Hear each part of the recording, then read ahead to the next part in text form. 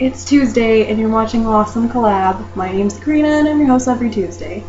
So I want to start off by saying that I am really pressed for time right now. I'm in the middle of finals week again and I have a final in like 3 hours. So I really should be studying for that right now, but I really gotta make this video. And this is a topic that I truly deeply care about so much. I have done hours and days and weeks of research about this, debating, reading about it, like articles and watching videos about it, and just observing the general population to see what's really going on. And it's a real problem, and a lot of people are dismissing it as if it's not a real problem and that it's something that shouldn't be addressed. And what of course I'm talking about is sexism, feminism. The Yes All Women hashtag thing that just happened, of course, was a huge step in the right direction.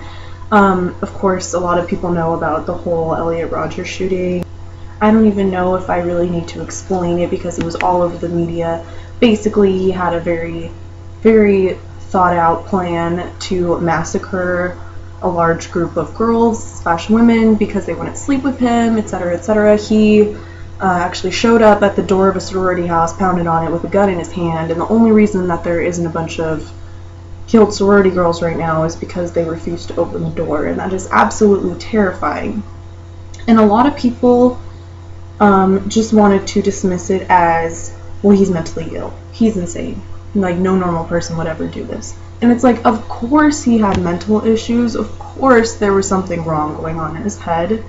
But if you just dismiss it as that and that alone, we're never going to solve any of the other problems that underlie this issue.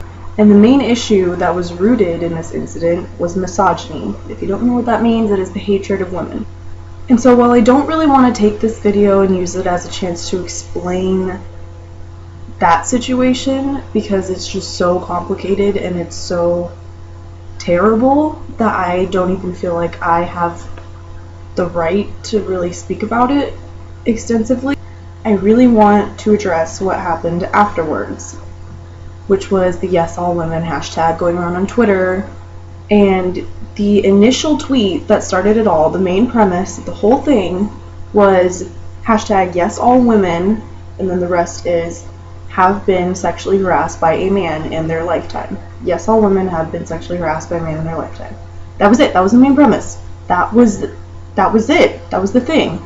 So a lot of women went on Twitter sharing this hashtag, including myself, and got really vulnerable and opened up about how this statement is really true, and it's something that we go through on a daily basis.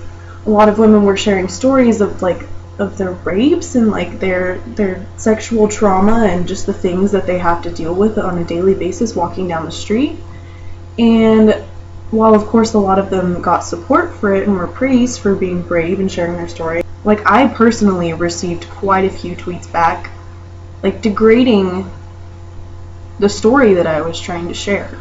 Basically, the general attitude of a lot of the men that were discussing this hashtag was that this wasn't a real problem and that this just isn't a real issue that needs to be discussed.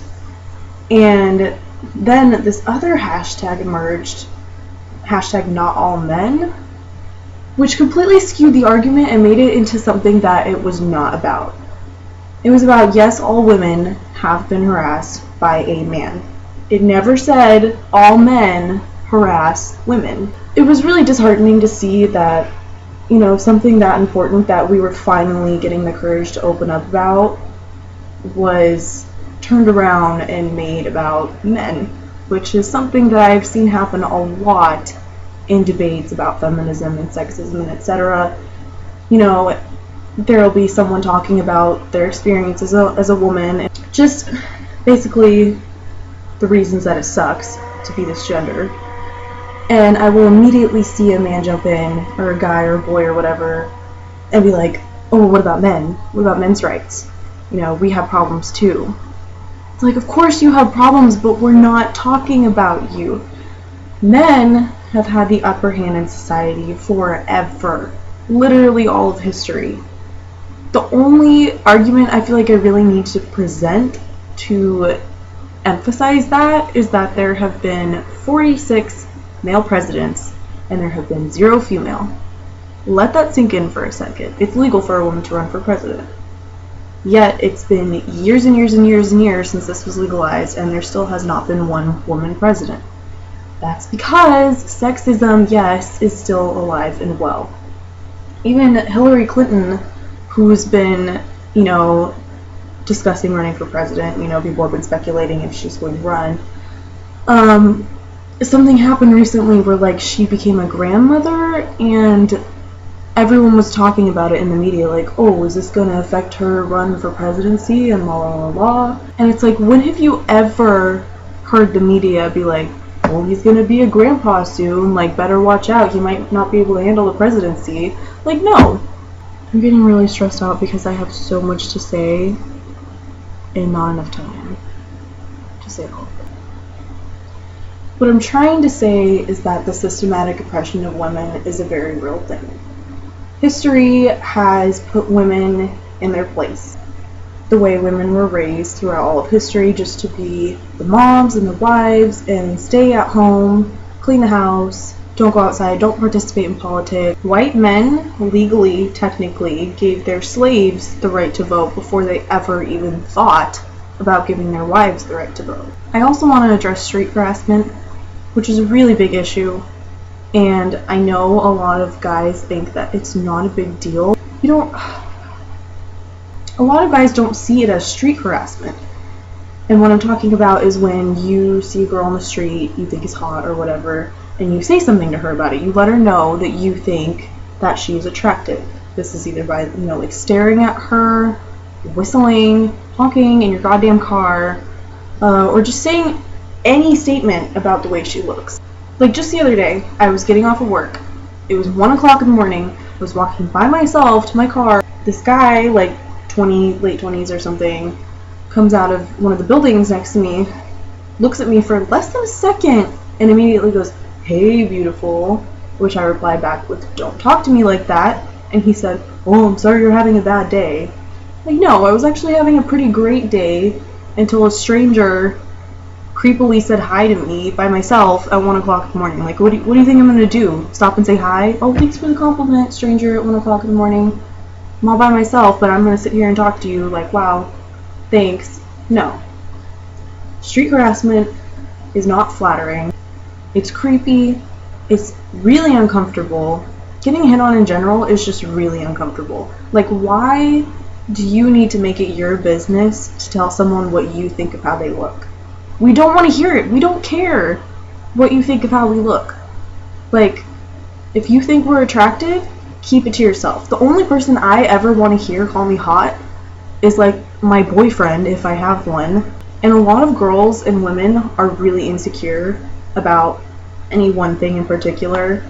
And there's a lot of days where I am outside in public and I just don't want to be looked at. I have purposely so many times dressed myself down on purpose, made myself look ugly just so I wouldn't have to deal with someone trying to talk to me or hit on me. Back to the Yes All Women hashtag, a lot of men were like, "Well, I don't like this hashtag," or "I don't like feminism because it makes men seem like the villain, blah blah blah. It makes us look bad, it makes us look like we're all rapists and we're not." It's we're not the ones who are making you look like the villain. Maybe you should look around at your fellow men and say, "Hey, stop being creepy, stop raping, stop sexually harassing, stop street harassment, give them a break, and leave them alone." It's not us who created this image of you. It's your fellow men. We're not making this up. These are real stories. We go outside and we're scared. It's making me kind of upset that I'm so scatterbrained during this topic because, like I said, this is something I care a lot about. And one more thing I wanted to address is that I've heard a lot of people say, American women need to stop complaining. They need to stop whining about their issues here because there's women in other countries who are being, raped by their families and murdered for not marrying somebody. And it's of course that's happening, and that's the thing. If we can't handle sexism in our own country at the level it If we can't solve our own problems, how the hell are we gonna go help other countries if we can't handle our own problems? It's the same thing with poverty and with war and with feeding the poor. It's like we have to handle ourselves first. I don't understand how anyone thinks we can go and help other women facing even worse problems than we are if we can't handle the problems that we have right here in America. I guess I just want to finish by saying sexism is still a real issue. It's a real thing. We don't feel safe outside. We are treated differently than you. We want to be treated as equals, and that's all feminism is. You can look it up anywhere, in the dictionary, on Google. Anyone who says, oh, why isn't it called equalism? I'm an egalitarian, da-da-da-da-da. It's like, yes, of course we want everyone to be equal, but the way we're getting the sexes to be equal is through feminism. Feminism is not about bringing them down. It's about getting us to the same level. We just want to be on the same playing field that you are. We just want to walk outside and feel just as comfortable as you do. If you watched all this, thank you for listening. I'm sure I will talk more about this sometime in depth. I'm gonna go study now. Thank you for listening. And Nick, I'll see you tomorrow.